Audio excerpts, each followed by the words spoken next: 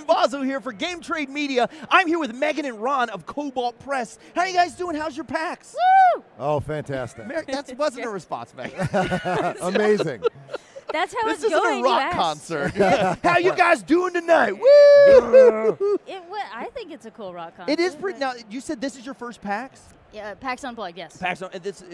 So, my second, but first with Kobold Press. Okay. So, Who were you with before? Myself. I Just walked yourself? around and looked at all the booths. And Oh, okay. This is my very first PAX, so I'm not overwhelmed.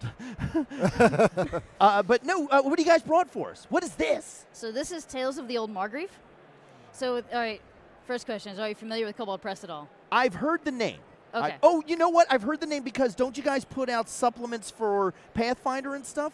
Yes, Pathfinder and 5th edition, although Pathfinder we haven't done as much Pathfinder recently because they switched to their 2nd edition. Yeah, 2nd edition. So with that, there's a lot of like transitioning with all of that. So right now, most of our products, our newer products, are 5th edition. Okay. But this is one of our newest ones. This one came out this year. This is Tales of the Old Margreve. We're mostly known for our monster books. Okay. But I guess we're less known for our adventures, so we do little mini adventures. The Tales of the Old Margreve is set in our forest, Margreve, and it's a semi-sentient forest. Okay. So we can't exactly call it a smart forest because you can't really talk to it. Okay. Right? But it is somewhat smart because we have the first third of our book here. Oh, do I need to open it in that direction, I suppose? Well, let me find the correct page. Bookmarks. Yeah. Well, hey. We have The art, bookmarks which at our I've been table. saying, the art in these books is fantastic. Oh, thank you. I will let our art director know. He Tell would love them to hear that I want them to draw me. Like one of their French girls. Well, I mean, you know, we probably have some artists that could do it. Yeah, so with Margreve, Margreve is set in our world Midgard. And in Midgard, that's not a very pretty picture. It's all right. It's coming. Okay. They'll take care of it. That's not the prettiest picture, though. I've mostly showed the tables. You can see. It reads. Well, I mean, like, the picture that I chose was not the, because I wasn't really focusing on the pictures, more the tables. It's either a beautiful lamppost or a tower. Like Rapunzel could be in that tower. No, I went to this page because of the status, actually, on this page. So status is an optional rule that we created in Midgard, in our world. And it can be used in 5e Pathfinder or whatever you want to use. Okay. But it's the concept that the players do things that piss off some people and make other people happy. Okay. And the status is meant to be a separate little modifier that you can add to that. Okay. Right? So you as a GM kind of keep track of that, and you can determine how people interact. So essentially... yeah, like if you're playing, let's say you were playing Fallout or something. Right. And then you build a status of being a good guy. Yeah. Right. Or if you start being a cannibal, people don't want to sleep in the same room with you. Right, exactly. Yeah. So it's similar to that. Another person said it works like the reputation in World of Warcraft, for people that are familiar with that. So it's kind of like that system. So in our Margreve Forest, we brought that system in, and that's kind of how we show the semi-sentience of the forest. So it's not going to talk to you. It's not super smart, but it does recognize what the players do. Okay. And it will recognize when the players are being mean to it, like cutting down trees or lighting fires or something like that. Then suddenly, you know, the players are wandering through the forest. And it's like, there's always a root in my way. Why am I always tripping, you know? That would be my party. Why can't I climb this darn tree, you know? And then there's the one person that's like, oh, I found a rabbit with a broken leg, and I set his leg. And suddenly I'm, like, never getting rained on. And, like, everything here is just so friendly. And then, you know, we haven't ever had any issues getting food here, and I can climb the tree. It's so great. So the forest is going to interact with you in that way. And That's the players, amazing. It allows, with the status system, and I think we have different tables in here too of how, like, here's the friendly effects of what the forest can do, and the unfriendly effects, like how it's going to interact, and it kind of gives you as the GM guidance on what kind of things you can expect the forest to Now, to you do. said they can be used with 5th edition or Pathfinder. Correct. But it says 5e. Does that mean? Right, so the status system is purely it can be either added into system. anything. So the first third of this book is just talking about the forest and how it interacts with people. And then there are random encounter tables in here that are also, I should, for the proper cameras and stuff, I apologize. It's all right. You're doing this is great. I keep, I'm expecting you to be the camera, right? So I'm having a great time. So the rules here are the rules other than the status are meant to be 5th edition. Okay. So we have encounter tables for, like, if you're daytime but you're in the outskirts of the Margreve Forest, or if you're deep in the interior and it's daytime. So we've got all these random encounter tables just for the different situations, and then more details about the different parts of the forest. And then we have our fold-out map in the back. Ooh. That's gorgeous. I'm a cartography buff. Yes. This is some good map work. I follow Devin Rue. Let's see if, oh yeah, Devin Rue's good. Yeah. So I don't know if you guys can get a good. It's got the little sticky bit on it, but so this is done. I think Dean Spencer is the name of our cartographer on this one, and I hope I'm saying that. Let me check that. I don't want to nice maps. go on the internet and be like, oh yeah, this guy. Yeah, Dean Spencer. So Dean Spencer, because he does somewhat of an isometric look to it. Mm-hmm. So if you see, what's really cool is it's got like clouds. Yeah. And there's some rain coming down. I love this map. This is great. And this map is actually available as a PDF on our website. I think it's a free PDF on the website. What's the website? Quick, let's get. So our website's koboldpress.com. Okay, koboldpress.com. You can get this map as a PDF. I know that it's. And you know what's really great about all Kobold Press materials is that as a GM, Yeah. there's often that fear that you're locked into whatever world you're going to be playing in. Much of this is so you have the ability to take and put in your campaign what you want. So here you have a living forest that can be placed anywhere. Yeah, you just drop that in. So whether you do your own games, homebrew, or you have a system already set up, we can literally just pick this up in any section, any encounter, and put it. And that goes true with all Kobold Press. Growing up, materials. one of the things I liked about playing D&D with my friends was that we would just have Mist of Ravenloft roll in, and then our next adventure, hey, we're in Ravenloft, and then the mist would roll out, and now we're not, and you take from it what you want. Right. This sounds like the next generation of that. Plus, Yeah, and so- who doesn't want a haunted forest, right? Yeah. So you don't have to. It doesn't have to be that way. As we said, Right. it's self-sentient, right? So if you treat it well, you may not have the same experience that another party may have. Yeah. Right.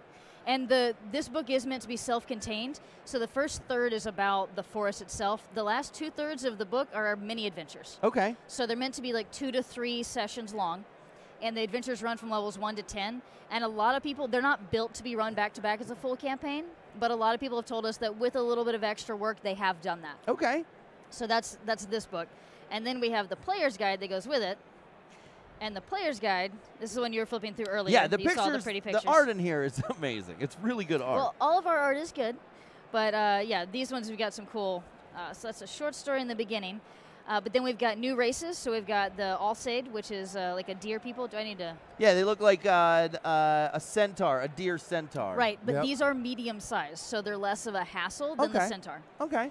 And then we have the arena, which are basically little hedgehog people. Little Sonic the Hedgehogs. Yeah, they're not blue. They can be whatever color they want. I suppose they They could dye it. Yeah, prestidigitation works in amazing ways. Be obsessed with gold rings. Right, that works too. And then the other race we have is the Pineys. Piney Race, Yeah. and they're basically like plant people. Oh, okay. So they're okay. humans that have been in the sentient forest for long enough that it has kind of changed them. I like that. I would play one of those. Yeah, so they have like bark-like skin, they have flowery hair. So more human-like Groots. Yes, more human-like Groots. So we've got new races in here, a handful of new class Look at that options. one. Yeah, Look bear at that folk. bear barbarian. A barbarian. Yeah. A barbarian, yes. Yeah. Barbarian. So we have our two of our subclasses are race specific to the bear folk in our world. Are the bear folk just called bear folk? Yes. Okay. And They're there's just called bear folk. a great, it's Honey of the Bear Maiden. Yes. And it uses the power of honey and bees, which is just real unique. And so it can use them, have the ability to manipulate them and use them as weapons. Oh, and man. Yep. Yeah, it's really A neat. bee bender? Yeah, Yeah. bee Pretty bender, yeah. Kind of. And then so we have a new cleric domain that is a lot of the subclasses in here are related either to the forest or to hunting in general. Okay. So like the cleric domain in here is called the domain of the hunt. So it's all about being like a group tactician type and hunting with the group. And then we've got a handful, of course, it's a book about foresty stuff, so it's a handful of new druid subclasses. What's this toothed owl called? Is there a tooth? That's the Strix, and that's actually from our Tome of Beasts. Okay. But the reason it's in here is because one of these, the Circle of the Owls, can get them as a familiar. It's a bear with teeth. I mean, not a bear. It's an owl with teeth. That's going to Yes. haunt my dreams. That, There it is. That monster is Yeah, in our look Tome at of that thing. Beasts. That's Yeah. horrifying. Its breath must be horrible. Yes, yeah, yeah. I have gingivitis. Yes, one of our druids in here, actually, the Circle of Oaks druid, is written by Dennis Sestaire, who wrote the original Druid class in the original AD&D. Really? Yeah. Yeah, so he wanted to do something with us, and we're like, sure, you can write something Druid related, so he did. And that's the Circle of Oaks, and that's all about bonding to a forest or bonding to a piece of land, and being kind of, like using that to kind of power your spells. That's pretty cool. Yeah. And so we've got, here's a Circle of Owls and the Circle of Roses. So the Circle of Owls is the one that can have the Strix as a companion. The Great-Toothed Owl, that's what I would call it. Yeah, Great-Toothed Owl. Strixus is a working name. Yes, yes. Nothing set in stone. Right. It's just set in print in the Tome of Beasts. So this is our Griffon Scout Ranger. This is actually written, if you're familiar with Dan Dillon. Yeah? Yeah, he actually wrote this one. You get to ride a griffin? Yes, this is a Ranger archetype. Yes, Ranger archetype, sorry. That they actually get like a magical, kind of like the, you know, a paladin has like a magical steed. Yeah. They get that, but as a griffin. So That's OP. It's kind of like a That's fey OP, griffin. yo. Oh, okay. That's pretty cool. That's great. Yeah, so then our hedgehog people have their own class in here as well. It's like a druid rogue, so similar to like the arcane trickster, but if it was a druid. Okay. And you expand the terrain to underground because they can burrow, so your movement can actually go under and up. What's your movement rate when you're burrowing? 20 feet. Yeah. What? In 6 seconds? Well, they're a hedgehog. This is so it's like bringing Sonic. the campaign underneath, right? Man, I want to play this game right now. Can we play? So this is the one you were looking at earlier. This is the Hunter in the Darkness Warlock subclass. Ah, that guy's cool looking. Yeah, so this one's all about like hunting people from the shadows and making them frightened and all of that. Yeah. And then Is that got like a shadow wolf? What's that thing behind it? Yes, one of the Eldritch invocations allows them to have like a shadow hound as a companion, as a familiar. Oh, you need to slow down. I'm sorry. This game's too hot for TV. And then this is the Piney again. This is a Warlock of the Old Wood. So if you wanted to be a Warlock with your patron being something like the Margreve Forest, that's a semi-sentient forest. So the forest doesn't directly talk to them, but it gives them the ability to protect it. So kind of that forest protector. Of course, and you're then ranger. we have another generic ranger one here. Now you show boring stuff like I'm this. sorry. But look at the wizard. Yeah, and then this wizard is our Courser Mage. It's kind of like an arcane archer. That's the wizard? Yeah. It's like an arcane archer type thing, so they can make magical arrows. Yeah, they can pull like I want to know. Hank, I wanna be an Hank used to arcane do. wizard. Yeah, exactly. You're like Hawkeye. Yes. Or Green Arrow. And so we've got a new background, some feats that are all related to being in the forest. This is just some art that was done for one of the feats. So if you want to see more of the art, that's one of our Shadow Fae. They're kind of like I don't want to say evil elves because some of them could be good aligned, but they're basically like our evil elves. Okay. And they all have horns. Like Drow. Yeah, kind of. Okay. But they have horns and they're not all darker colored. So they're of all kinds of colors. And then spells. All right, and then we have a whole bunch of spells in here. So here is a Shadow Fae, another Shadow Fae. The Shadow Fae come in all shapes and sizes. Yeah, he looks way more evil than that other one did. Right, right. She looked like she was just trying to barely she's kill like you. delivering goods to her grandmother in the woods. And then we do also have some. If you're talking about the art, we've got a nice little half-page spread of the forest. That'd be a great background for your computer. Right. Can you make these as wallpapers available on your website? Some of our stuff actually, yes. Nice. I know we have the Tales of Old Margreve, the cover of that with the big owl bear on it. That's a great cover too. Yeah, I love owlbears. That is actually a wallpaper on our website. Man, I've killed 2 owlbears in my life. What about you? You ever killed an owlbear? I'm not I've been sure. killed by many owlbears. Many a times, actually.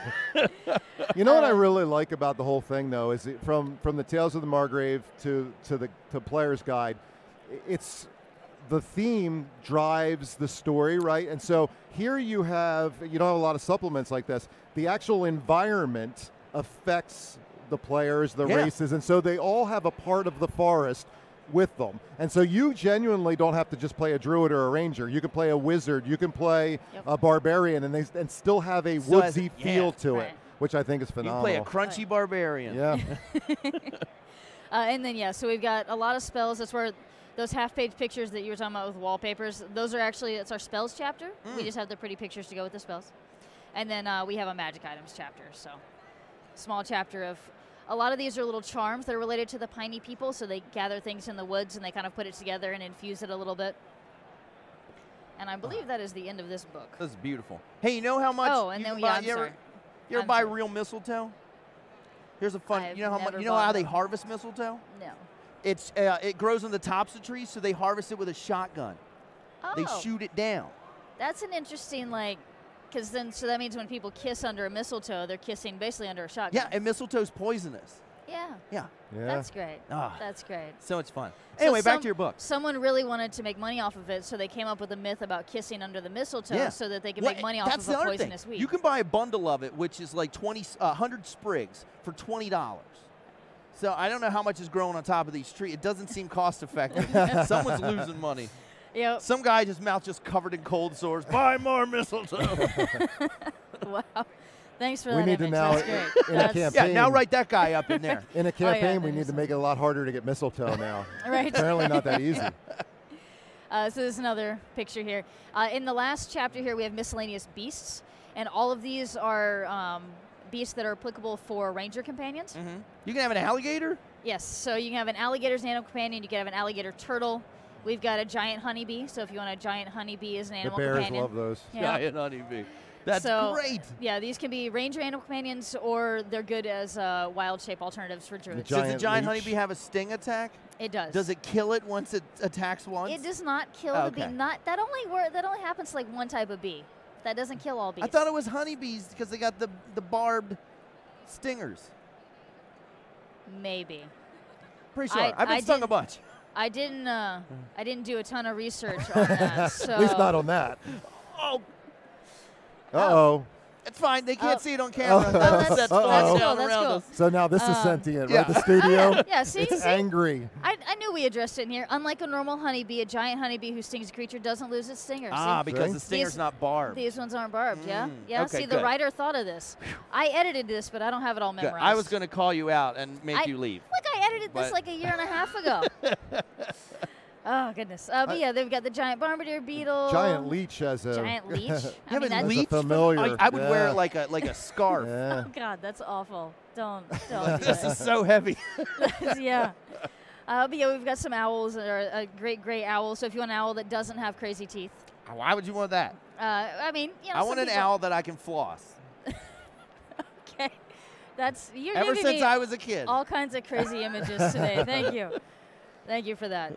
Yeah, and that's the end of that. So we've got a bunch of different new creatures and stuff that kind of expand the options, because there's not a ton of options for ranger companions and for wild shape options. So. Well, this is amazing. This really opens up to everything for 5th edition.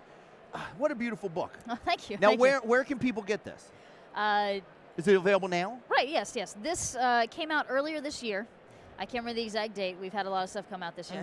So it came out earlier this year. It's available on our website, koboldpress.com. I believe it's also available on Amazon. And then all of our PDFs, or all of our books, also are PDFs and are available in Drive-Thru RPG as well. And how much cheddar? What are we talking about? What's the price point? It is listed on the back of here. So for the hard copy of the Player's Guide is $20, and well, $19.99, sorry. And then the hard copy of the hardcover with the full adventure is $39.99. And the PDFs run around maybe 10? Goodness. I don't remember. I know on our personal website. $3.50. Wow. You are killing me, man. I'm sorry. Go ahead. I was not prepared for you at all. I'm sorry. I've had a lot of caffeine. I think you're enjoying PAX. I am. I'm having a good time. But all of our, I'm not entirely certain what the PDFs run. I haven't looked that up on the website. Most of our hardcovers, though, we have bundles on our website. Yeah. So if you buy it from us, you can get the hardcover and the PDF for the same price. Okay. So, like, essentially the PDF is free if you get it from us. Well, guys, go out, check this out. Let me show that. Get this book. Get this book. Go out, get it, play with it. This sounds amazing. I'm going to take these copies. And I'll see you guys at your friendly local game shop. Thanks for coming. Yeah.